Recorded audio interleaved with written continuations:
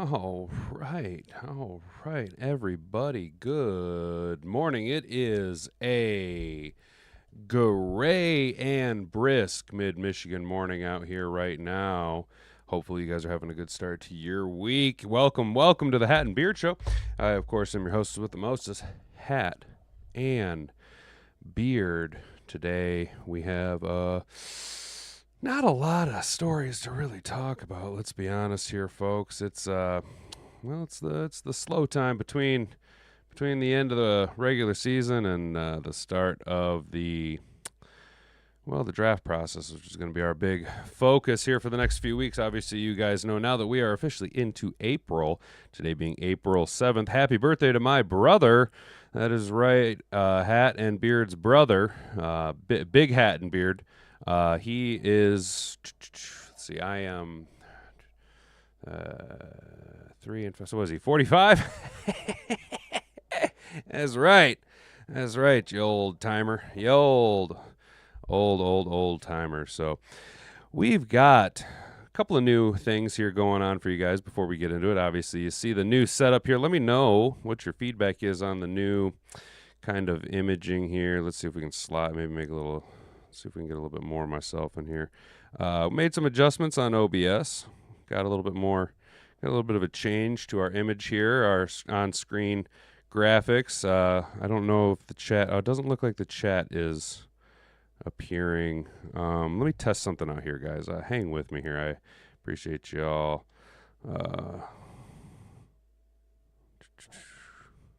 Does the chat appear? There it is down at the bottom. Let's go. All right, cool. Let's go.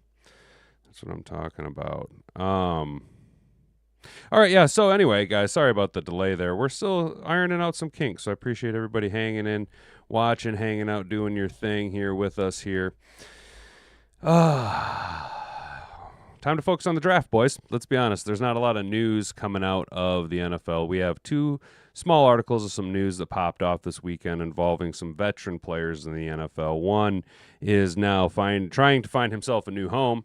We'll be heading out west to Sin City to talk about that, and then we'll be taking a little trip down south to sunny Miami, Florida, to discuss the retirement of a 12-year vet. A lot of people are not surprised that this announcement was made. And then we'll be discussing the pre-draft process here for our hometown Detroit Lions. We got some mock draft news. We'll be gathering up some mock draft news so that maybe Wednesday we can finish the week with a nice little mock draft for everybody. We'll figure that out as we get there. But now that we've kind of teased you a little bit as to what's coming, that's right, fellas. We've got our Zen in. We've got a good amount of caffeine flowing. Let's go ahead and hit this coffee before we get into it. Oh, yeah. Hat and Boobs bought us a new coffee maker here. And boy, oh boy, it is a world of difference when you go from a shit old pot to a brand new pot. Whoo-wee, that is some good coffee that son of a bitch makes. But, guys, you know what we got to do here. Before we get too far down the road, we do need to do a little call to action here. So, if you're not already, would you kindly walk on over to that subscribe button. Go ahead and subscribe to the channel. If you're new here, ring that notification bell so that you never miss any of our live shows. We are Monday through Wednesday right now, planning to expand as we get closer to the start of the regular season. Monday through Friday, 10 a.m. to 11 a.m. here on YouTube.com. The closer that we get to 1,000 subscribers, the more and more I lean into also starting to dual stream over to Rumble.com. We might not even wait to 1,000 subscribers. Excuse me, if I'm being honest. The live viewership over at Rumble, the metrics that I've been seeing are just pretty impressive. Pretty impressive, if I do say so myself. I think they own 11 of the top 15 daily live shows across the entire internet. Let's see, what else? Oh, can we also, if you wouldn't mind just sharing this channel around with all your friends, sharing the video around, even if you don't feel like admitting to your friends and family that you're a fan of Hat and Beard Show, just go ahead and copy that link down on your clipboard. Over 80% of you watch this on mobile, so just go ahead and click share and click copy to clipboard. It really helps the algorithm out. Comment down below if you're watching this after the live show what you think about the new setup. So now that that's out of the way, let's get into it, fellas. It'd be a lot cooler if you did. All right, guys. So we got pulled up over here from ESPN.com. A couple of little news articles, breaking information. Raiders releasing cornerback Jack Jones, sources say. Now, this came out yesterday at 3 in the afternoon, but we're going to use it today for news because there's not a lot going on. Here we go. Ryan McFadden for ESPN.com. Henderson, Nevada. The Las Vegas Raiders are releasing cornerback Jack Jones after attempting to trade him. Sources confirmed to ESPN on Sunday. The Raiders will save $3.4 million in salary cap by moving on from Jones. Jones play. Oh, no. Oops. Okay, hang on. I just realized something. Let's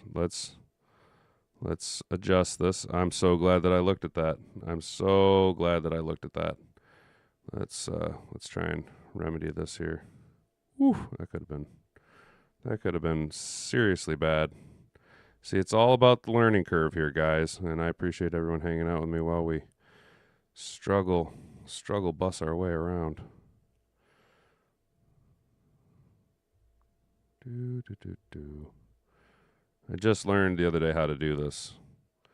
How to better crop my face on OBS. That's pretty close. That's pretty close to where it was, right? That'll work for us now. That'll work for what we're trying to do. Back to the news article here. Oops, did it just move again? I swear it just moved again. No, it's good. It's okay, we're golden. I don't want to click back to the old one because it'll run my stinger. We're trying to figure out how to use stingers here, guys, as you're here on the ground level with us. You're helping to build. Those of you hanging out here with us trying to do this. Back to the article. Jones played in 24 games with the Raiders after the franchise claimed him off of waivers in 2023 following his release from the New England Patriots, where he played only one full season.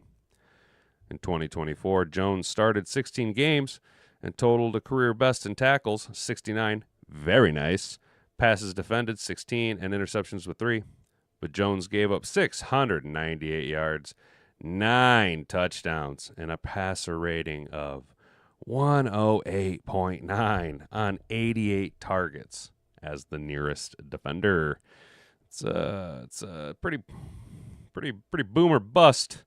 You know, you like the tackles and interceptions, but that's a lot of tugs. That's a lot of tugs you're giving up there. 9 touchdowns, and a pretty high passer rating.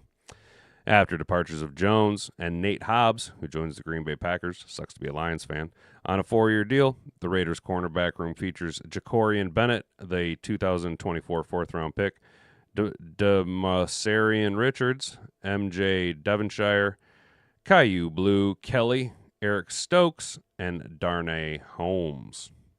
Bennett, Stokes, and Richardson played mostly on the outside, and Holmes is the team's lone nickel corner. At the annual league meeting, general manager John Spytek said the team has to figure out the nickel spot, but they're kind of missing a guy here down the road from us here in the Motor City, a little dude by the name of Meek Robertson who can play the nickel pretty well. He's a dog. He's a dog here chasing a Super Bowl with the Detroit Lions. Quote, the nickel is a critical spot in Pete Carroll's and defensive coordinator Patrick Graham's defense, Spytek said. We stress the importance of that position in our defense, and they're asked to do a lot. They can be hard to find. What's nice here, again, in Detroit City, we have a plethora of nickel guys that can play. Brian Branch, Meek Robertson, Enos Rakestraw. Walking on over to the chat, Mr. Detroit City. Let's go Lions. Let's go, Mr. Detroit City. Welcome. Good morning to you, my man. Hopefully you are hanging out well, having a good start to your Monday morning down in sunny Florida. Up here it is gray, cold, and shitty. Expect the Raiders to use this month's draft to improve their depth at cornerback. Las Vegas could target Michigan cornerback Will Johnson in the first round. Meanwhile, players such as Maxwell Harrison from Kentucky and Trey Amos from Ole Miss could be potential day 2 picks. This Maxwell Hairston guy is, I think, a sneaky day 2 pick for anybody who grabs him. Due to his ability, compared to like his stature, he's going to slide probably out of the first round. But, and this is, I know I'm connecting a lot of dots to the Detroit Lions fandom, but we are predominantly a Detroit Lions channel that talks NFL news. I wouldn't be surprised if Brad Holmes, maybe gets a little sneaky with it and goes after a guy like Maxwell Hairston. I think this dude is a top 40 pick, but unfortunately, teams are, of course, going to be drafting from positions of need in the first round, and I don't know if he is able to necessarily justify a pick in the first round over some other positions. You know what I'm saying? The defensive end room being one of them. Some interior offensive linemen could sneak their way into the first round. That would slide a guy like Maxwell Hairston out of the first round. Then you start to look, well, if he's going to be first round, maybe back end of the first round. Well, what teams on the back end of the first round are hungry enough for a corner to, again, jump over some other guys like a Gray Zabel, you know what I mean, a Donovan Jackson, that type of deal. The news of Jones being released was first reported by the NFL Network. All right, so, that does change things up a bit because now I always call them Oakland, but the Las Vegas Raiders are going to be drafting more or less from a position of need. That's what happens when you tend to be a top 10 team who is slotted. That's where you were slotted. That's not like, say, where you were able to finagle a few picks out of former first rounders when you traded around, be able to get some guys, some picks. This is where your team landed. This is where your record demands you play or pick from. And the Raiders, unfortunately, not necessarily having the best season under their 1 year stint with Antonio Pierce, who I was kind of hopeful would have a successful tenure as a head coach. I'm a huge former player turned coach fan. That's why I love what the Lions do here in Detroit.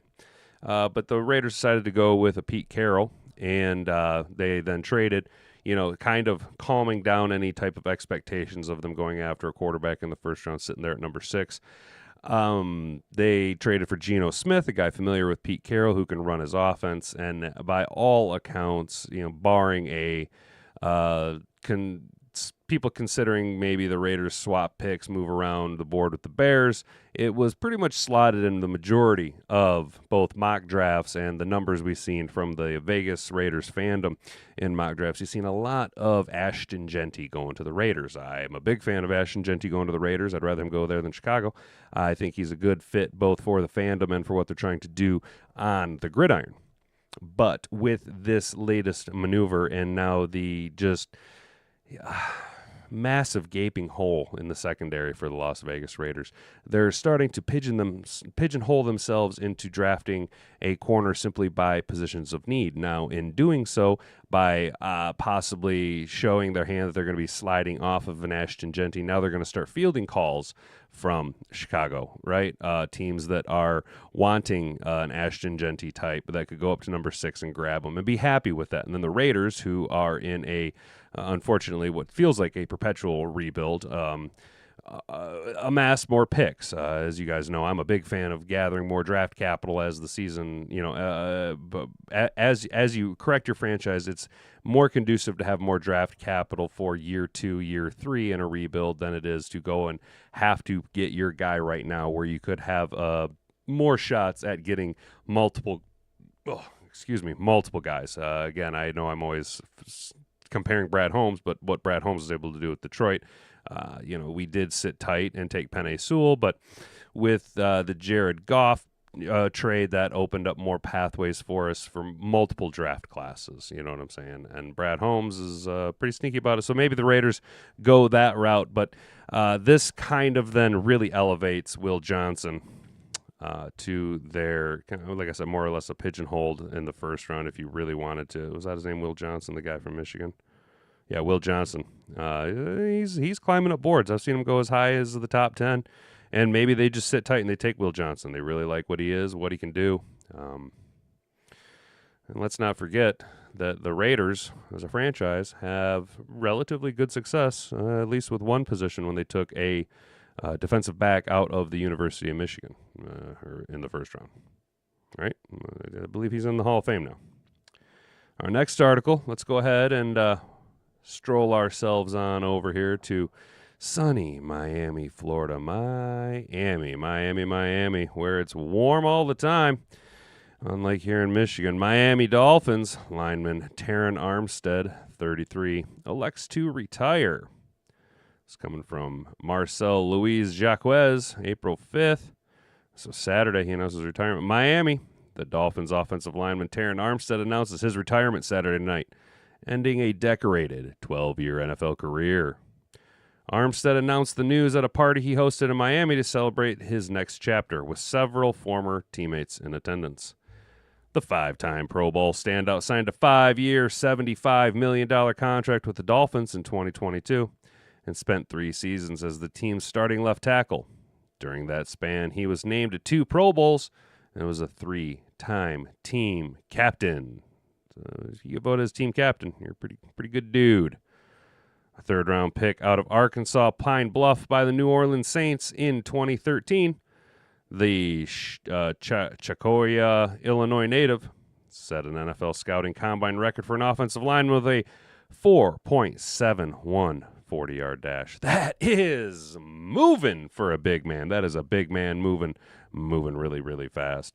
Armstead spent his first 9 seasons with the Saints before signing with Miami, where he immediately took on a veteran leadership role for a team amidst several coaching and roster changes. While he was instrumental in the development of offensive linemen such as Austin Jackson and Patrick Paul, Armstead also proved to be an influential for players on the other side of the ball, including the 2024 first-round pick, Chap Robinson. Quote, just getting an offensive perspective, especially against one of the greatest. Just learning from him, Robinson said in August. I go against him in practice, and he's doing things I've never seen before as an offensive lineman. He gave me tips on how I could work on that. I can't tell all the tips, but it definitely worked. Armstead's retirement leaves the Dolphins without a starting left tackle, although the 2024 second-round pick Paul is expected to fill the vacancy. Miami coach Mike McDaniel told reporters at the NFL Scouting Combine in February that the team was operating this offseason as if Armstead would not be returning in 2025. And that's something, you could say Mike McDaniel was kind of jumping the gun a little bit there, getting out over his skis and just assuming things, or it shows the level of communication that Mike McDaniel has with his players and the trust that the players have in Mike McDaniel, that they are comfortable in being pretty honest and open with them. I mean, you wish you could sit here and say wish you would have said this prior to the first week of free agency, so maybe we could have made some moves, gone after some guys, maybe finagled a trade with an organization looking to move a left tackle, maybe Mekhi Becton, even though he's a guard, maybe he wanted to go back and play Point being, it could be said. The reality was that the Dolphins are already operating as if it wasn't the situation. So they planned on this, and it should come as no surprise to anybody. I am a big fan of players being able to physically walk away from the game. I'm constantly, whenever the topic of players retiring comes up, I always think of the footage of Jerome Bettis, the year that the Steelers won the Super Bowl. They showed him walking through his home, and his knees he could barely get up and down the stairs, You think about guys, obviously, the worst-case scenarios, Junior Seau, right? And then you think about other guys, again, specifically here in Detroit, where we're almost known for this, and that is our greatest players in franchise history walking away at what the public would call a too early, right? Myself was a little salty about Calvin Johnson, and as a kid, I didn't quite understand, but I was very dissatisfied with Barry Sanders in retiring. Now, as a adult, it makes sense, and you almost respect the decisions that the guys made, choosing their own health, safety, and longevity to spend with their friends and family, as opposed to chasing the glory, right? And that could be said here with Terron Armstead. I mean, he's going out as one of the top tackles in the game. He's able to physically walk away from the game with his body intact, ideally, hopefully his mind still intact. And if, considering at the high level he's still playing with it, for some reason he still has that itch that needs to be scratched, I'm sure that there is plenty of opportunities for him to want to come back into the NFL. You've seen it happen with guys on a few occasions where they retire and then they come back. I mean, most notably, look how many times Brett Favre retired and came back.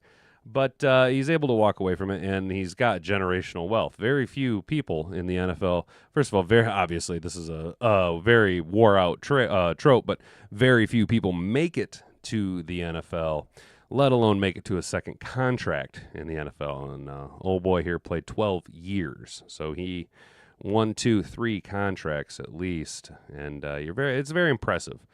So I commend a guy for choosing to go out while he still can walk away and on top. So cheers to Terron Armstead.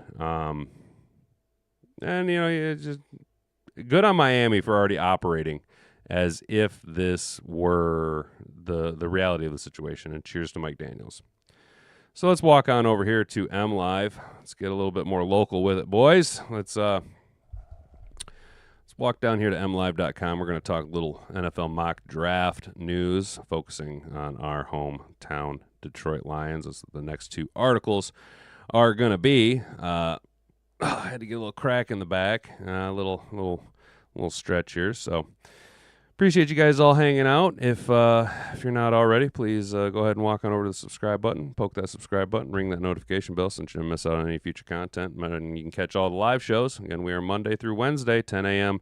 to 11 a.m. We're as close to 10 a.m. as we can get. Some days I'm running a little bit behind, but here we are, mlive.com. This is again coming from April 6th, so yesterday, but 2025 NFL mock draft. Beefy offensive lineman linked to Lions at number 28. There's our boy, Jonah Saviania. I think I said it right. I think he believes he's out of Arizona. Anyway, he should be on the thumbnail. He's our thumbnail star today. So Corey Woods over here at mlive.com's got our little article here. The 2025 NFL Draft is just weeks away, and boy, don't we know it here at the Hat and Beard Show. We are just salivating over not only the NFL Draft, but having 4 days off in a row. And not much has changed regarding the Detroit Lions. In the latest roundup of mock drafts from across the country, most experts predict the Lions will select an edge rusher in the first round at the number 28 spot.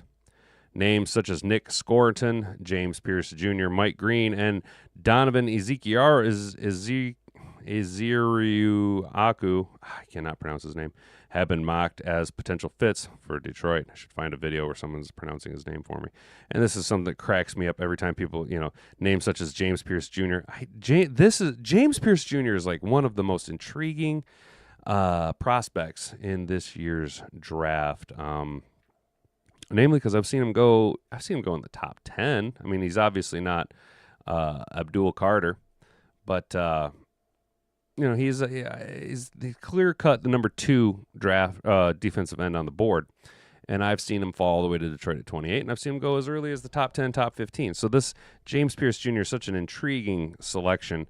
Where he goes will kind of dictate maybe if he sits and wait, people wait on him, then you see a rush on edges, which, again, being at 28 kind of sucks for the Lions.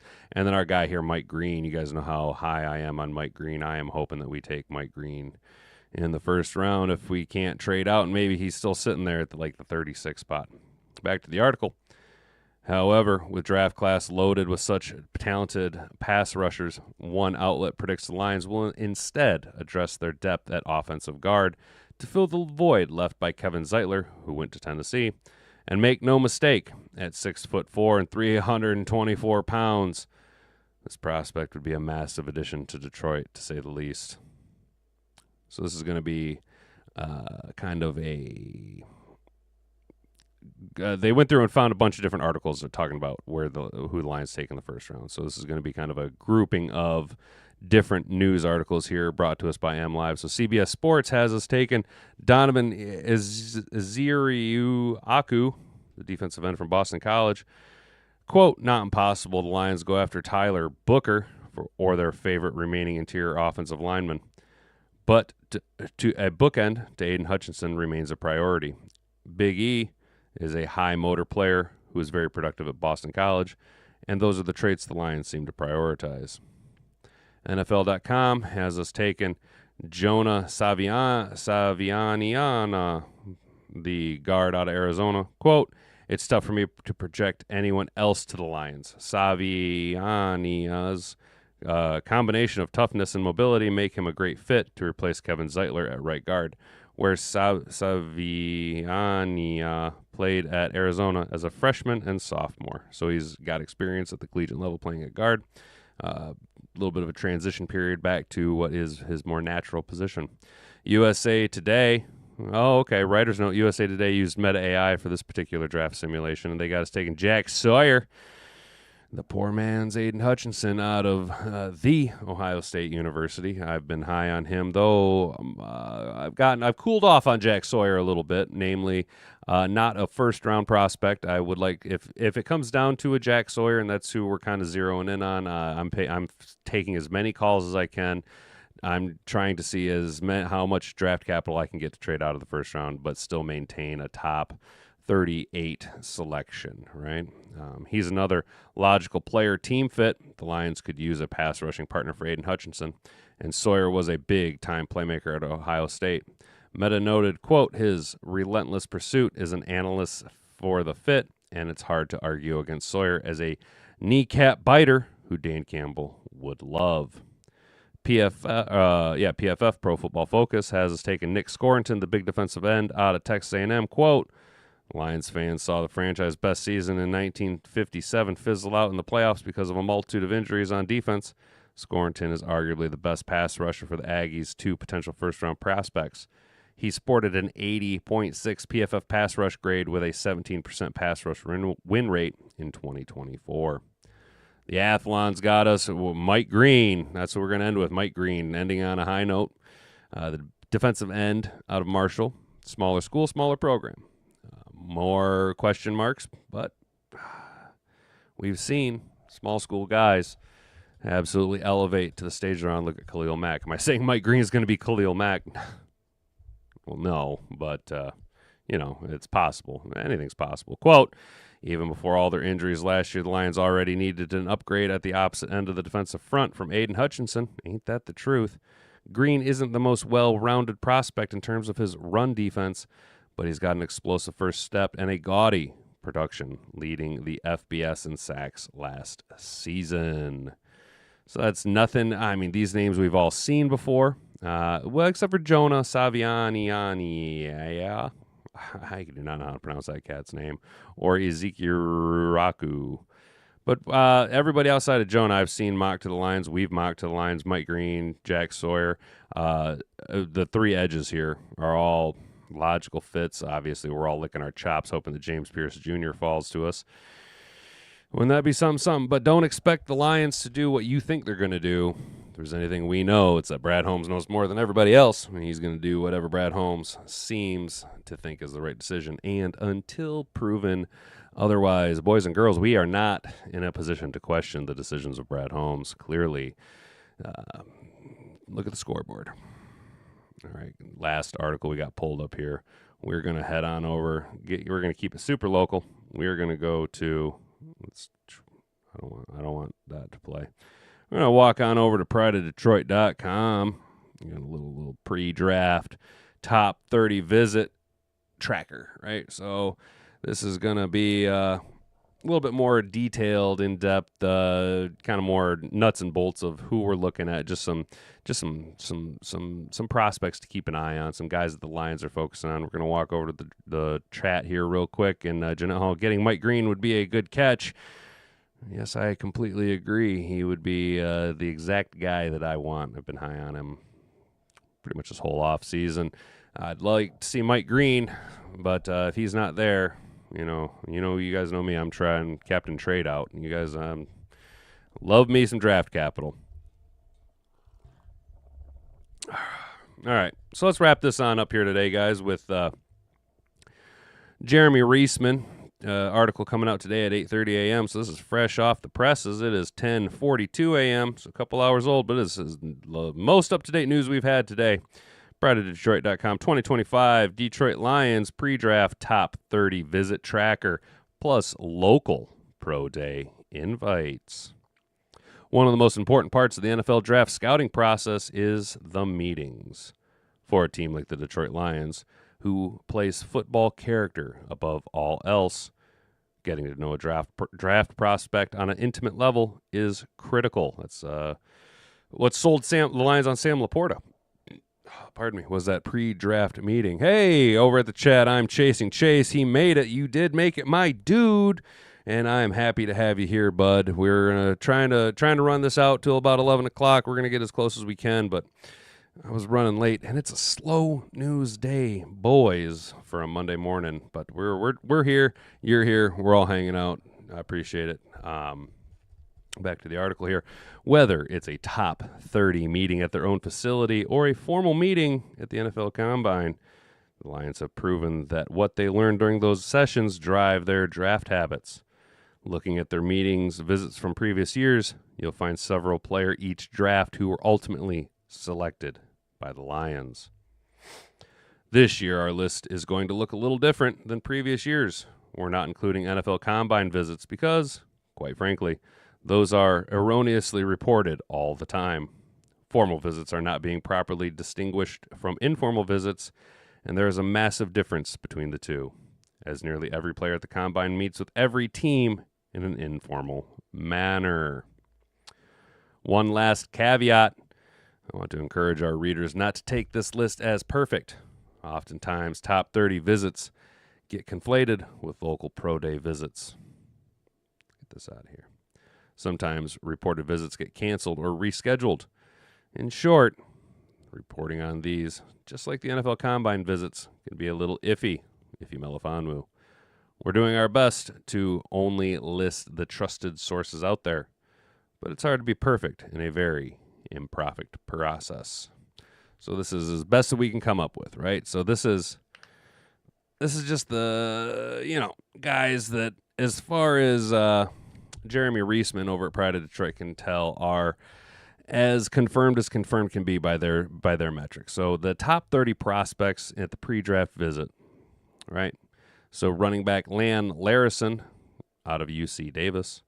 Offensive line Gray Zabel from North Dakota State, and we were hung up on him during our last mock draft. If you guys remember that, I came down to Gray Zabel or trading out from the first round, and I opted to trade out because our guy was still there in the second round. But Gray Zabel climbing up the boards, and the more that I look at the pre-draft process for the Detroit Lions, even though there are guys from big programs that should be there, your defensive ends from Texas A&M, your Jack Sawyers out of Ohio State, some big splash schools. It's looking more and more like the Lions are getting a little, maybe possibly more towards that of a smaller school guy going in the first round, i.e.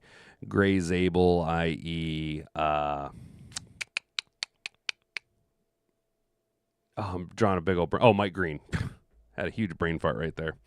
Shamar Stewart, unofficial top 30 visit, Texas A&M defensive end. Edge Josiah Stewart from Michigan. I've seen him mocked to the Lions in a few picks, a few different sources, especially early on, mostly because you like the idea. Everyone's very high, and I think there's a lot of bias that goes into the thought process behind it. The story of Aiden Hutchinson and another Michigan guy coming together at the defensive end spot is a little too juicy for people to pass up that opportunity to construct a narrative around there. Linebacker Chaz Chambliss from Georgia, linebacker Ruben Hippolyte from Maryland. Detroit Lions virtual visits, defensive end Fadil Diggs from Syracuse, edge Josiah Stewart from Michigan. So you see him popping up a couple of different times there. You see where the narratives start to come together. And then the Lions local pro day invitees, running back Penny Boone from Central Florida, tight end Blake Daniels from Eastern Michigan, tight end Christian Carter from Northern Illinois, tight end Malik Carr from Houston, offensive line Luke Newman from Michigan State, offensive line Josh Preby from Michigan, Offensive line, Spencer Brown from Oklahoma. Defensive line, Ali Sad from Bowling Green. And there he is again, edge, Josiah Stewart from Michigan. Maverick Hansen, the defensive tackle from Michigan State. Defensive tackle, Peyton Price from Eastern Michigan. Defensive tackle, Mufta Agali, Northwestern Oklahoma State. Linebacker, Morian Musai from Auburn. Defensive back, Dorian McKinney from Central Michigan. Kicker, Griffin Milovansky from Wayne State. Yeah, that's a cool school to pop up from. And long snapper, William Wagner from Michigan. So what do we see keep popping up here? Who's the guy that we keep popping up here? That's right, Josiah Stewart. Let's walk on over to X. Here, Michigan Pro Football's Edge Josiah says he has a top 30 visit with the Detroit Lions. So that's where their source is coming from. It's from over at X. And then local pro day invitees. So we're seeing the Lions are getting a little high on Josiah Stewart, at least based on who we seem to be bringing in for our bully for our pro day visits. I'm not going to pay for a subscription to the Freep. I ain't going to pay for no. What do we got going on here? You got Sean Payton and Dan Campbell. These press conferences are one to watch. Preseason, in-season, postseason. Doesn't matter. At a coffee shop, at a restaurant, at a bar, we don't care. You always want to know what these two guys have to say. Coaches yes, that both Manti and Jason Kabinda played for, by the way. So you have to imagine that if I give you a I didn't realize Jason Kabinda was on NFL Network. Good for him, dude. Able to know what word they said. Good for Jason Kabinda. We're going to give you Kabinda. a quote board from either Dan Campbell or Sean Payton. Manti and Jason, you're going to try to finish their sentence for us. Manti, you're up first. Okay, garrulous, Okay, huh? garrulous, yeah. Oof, okay. Manti. We start with your former coach. Sean Payton said this after a Week 8 win against the Carolina Panthers regarding the team's first-year players. There's no more rookies anymore. We're 8 games in, and as a team, we need to continue to grow. The blank doesn't have room to wait for the slackers. Is it A, ARC, B, wagon, C, cavalry, or D, Peloton? Definitely the blank. Peloton. Well, this is lame. I thought they were going to actually talk about stuff. Peloton. A radio segment. There's a symmetry there that I think is pretty cool. All right, here we go. Jason Kabinda, can you go? Truly. This is lame. Not at a press conference, guys. Yeah, Manti. What does this have to do with the pre-draft process? Sorry about that. That was lame. Well, that was a huge waste of time. A huge waste of 30 seconds we're never going to get back. So, all right, guys. Well, what do you think? How do you feel? Are we liking what we're seeing here? We're leaning more. I mean, we're seeing a lot of edge based on these pre-draft visits. We're looking at beefing up some injury spots. I don't know so much about the tight ends here, especially with the tight ends we have in room, the free agent that we went after. But offensive line depth on the pro day visits, a lot of edge, a lot of defense. I don't know about this Lan Larson cat from UC Davis, but the Lions could be looking to add another running back to our room. Maybe Sione Vaki is going to be more of a special teams type dude. Maybe he's not necessarily excelling in the running back room. We're looking to add a little bit more depth. We seen last year with David Montgomery, although Gibbs can carry the load. God forbid anything happens to both of them. Then what are we going to be with Netflix in the backfield? That'll be a scary situation for us to hang out in. But, man, Josiah Stewart keeps popping on the board. Maybe tomorrow we'll do a little prospect spotlight on Josiah Stewart, maybe to kind of delve into that a little bit more if he keeps popping like this. If you start to see breadcrumbs, start to follow those breadcrumbs, things might be able to tell us something that we have been missing this entire time. Maybe the Lions are really high on Josiah Stewart, so we'll look into that a little bit more tomorrow, but that's going to be it for today. I know we started late and we're running a little short, but it's Monday, it's gray, it's cold. I don't want to go to work, but boy, do we have to go to work today. Hopefully you guys are having a good start to your week. Work isn't too much for you. If you're watching this after the show, maybe you're on break, on lunch, or on your way home. Try to have a good rest of your evening. Stay out of trouble, everybody. Don't do anything I wouldn't do. That's going to be it for me today. Y'all have been an absolutely attentive audience. I have been Hat and Beard. Until tomorrow, bonga bonga. Frig off.